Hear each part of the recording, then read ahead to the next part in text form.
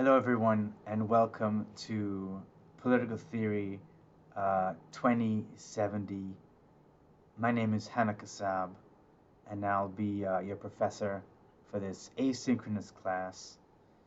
Please note that the syllabus is on Canvas in files, and you can also find study guides to help you prepare. There's two main quizzes, a midterm and a final.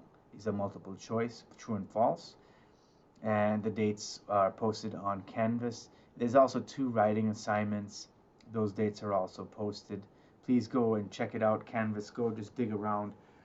The purpose of this video and the videos um, that are posted to YouTube is to act as a guide.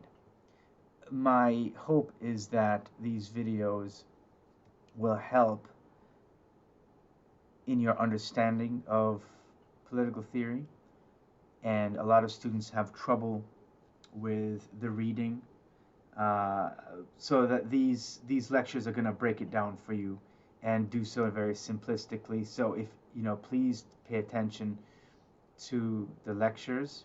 These lectures um, these lectures are going to focus on the study guide concepts.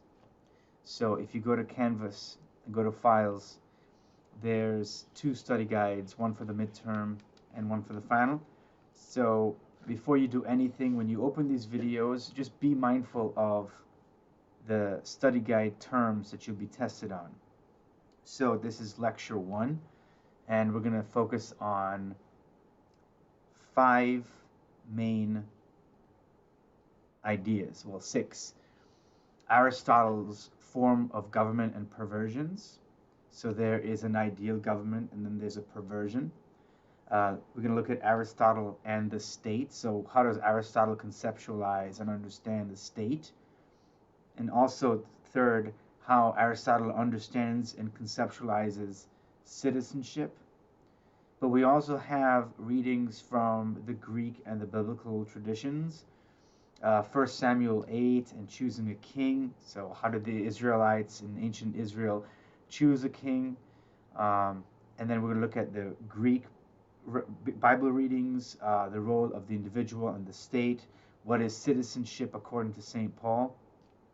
And finally, we're going to look at the allegory of the cave. And so all of these, and that's from Plato. And so all of these ideas serve as a foundation. It's very important that you grasp these ideas because, and I will say this, if you don't grasp these simple concepts now, you might have difficulty with, later on in the course. So be mindful of that and just be patient with yourself. I'm not saying this is an easy course. I'm not going to say that this material is easy to master. So you're going to have to put in a few hours of work per week in the reading, in the looking at these lecture notes, looking at the videos, listening to the lecture notes, and then doing the readings. I highly encourage everyone to take some time. And I'm going to keep these lectures short because I believe that if I keep them short, it can focus your energy, focus your concentration on what's important to pass the course and to do well in the course. That's my aim. I'd like for everyone to do well. So the first thing we're going to cover, I think I'd like to do things a bit out of order, is looking at the ideas in the Hebrew or the Old Testament, the Hebrew Bible or the Old Testament. Now, the Hebrew Bible and the Old Testament, these are, I'm going to use these terms interchangeably.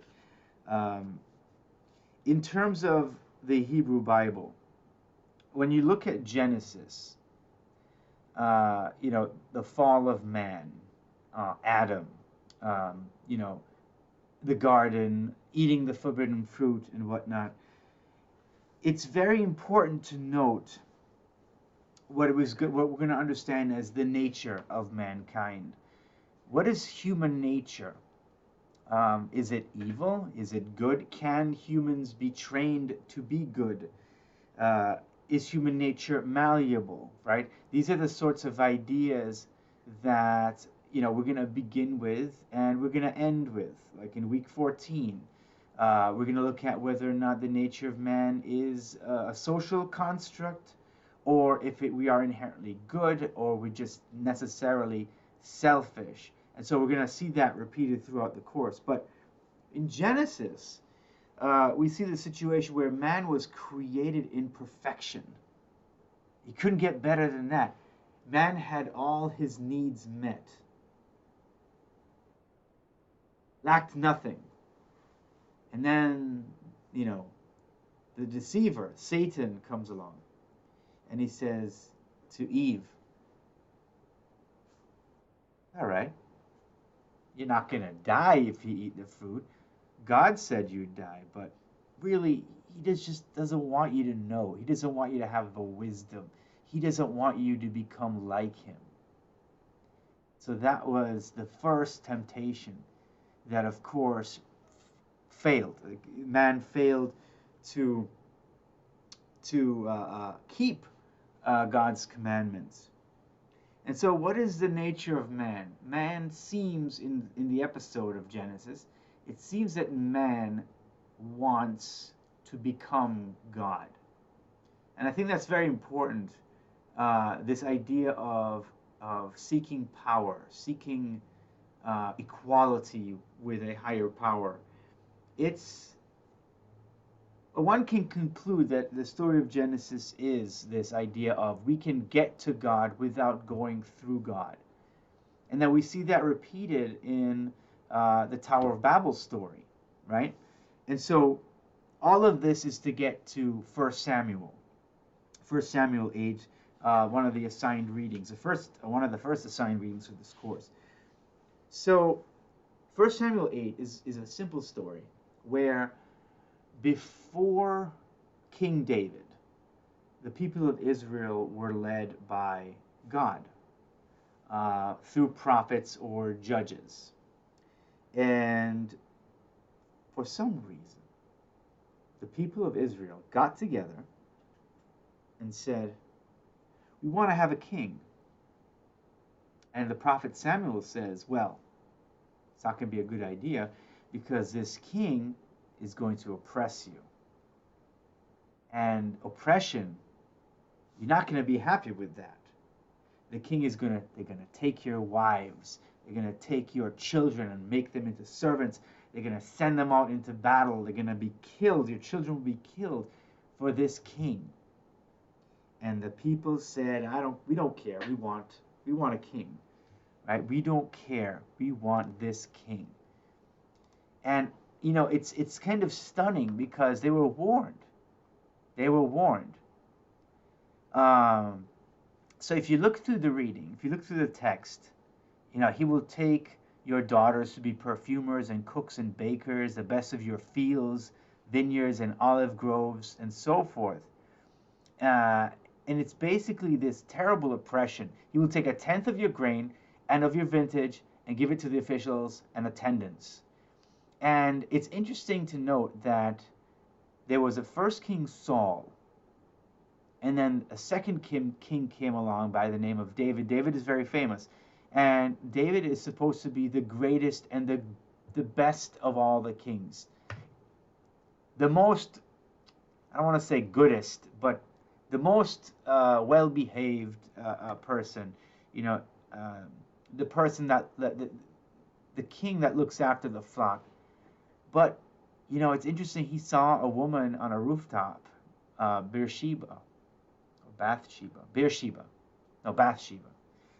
And Bathsheba, she's bathing and he gets tempted, but she's married to somebody. So David basically arranges for the man to be killed and for him to take Bathsheba to be his wife. And so, think about that. Keep that in your mind as we go forward with this course, that even the best of us can fail to such an extent. So King David, the good King David, he brought security and safety and glory to the Israelite kingdom. Then he had a son named Solomon, and Solomon was a very wise king. Even though he kind of floundered at the end, but he was a very wise king. Uh, he wrote the Proverbs. He wrote Ecclesiastes. These are great books, by the way. Very good books. Even if you're not a practicing religious person, these books are wonderful to read. Um, Even as a philosophical or a Stoic text, I believe they're great. But after the death of Solomon, we have uh, the son Rehoboam succeeding him. So Rehoboam is not the sharpest tool in the shed. And Solomon, his father, was a good king, but he taxed people heavily to build a temple. So the temple's finished. And so the people go up to Rehoboam, and say, hey, Rehoboam, cut taxes, please. I mean, these taxes, they're so oppressive. Can you do anything about these taxes? Rehoboam says, give me 3 days. I'll get back to you on that. So he listens to his father's advisors. And the father's advisors say, yeah, you should give him a break. But the younger generation, they said, no, tax them more. You got to show them that you're the boss now.